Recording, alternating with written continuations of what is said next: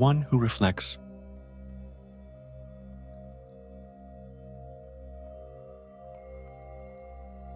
London was drowning in the November fog, turning the streets into blurred silhouettes.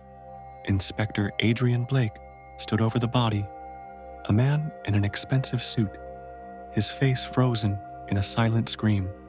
On his forehead, written in blood, was a single word: videte, Latin for behold.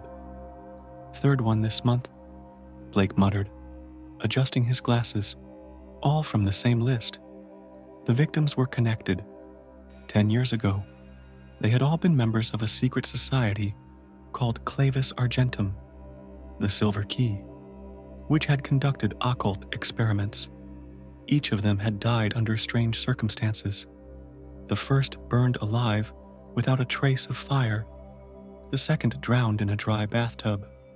And now, this one. A note was found in the victim's pocket. He walks among us. We opened the door, and now we cannot close it. He takes our faces. Blake, a man of science, did not believe in the supernatural. But when he returned to the station, he was met with a chilling surprise. The security footage from the night of the murder showed himself standing over the body. "It's a forgery," he said, but his voice wavered. The only surviving member of the society was Evelyn Carter, a former medium.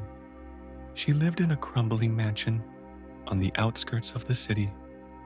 "You don't understand, Inspector," she whispered, hiding her face in the shadows. "We summoned him.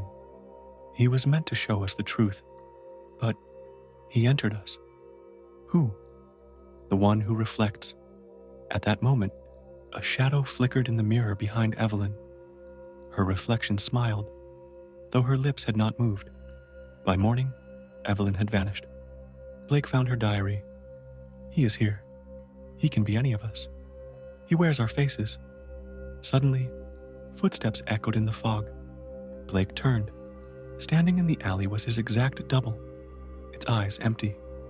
"Who are you?" he shouted, reaching for his gun. The shadow laughed and disappeared. 3 days later, Evelyn's body was found in the Thames. Clutched in her hand was a crumpled note. "He is you now." Terrified, Blake rushed home and faced his mirror. His reflection did not move. "No."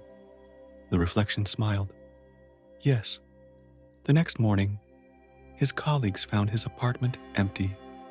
On the table lay a single note, videte, and in the fogged-up mirror, a silhouette remained, but it was no longer Blake.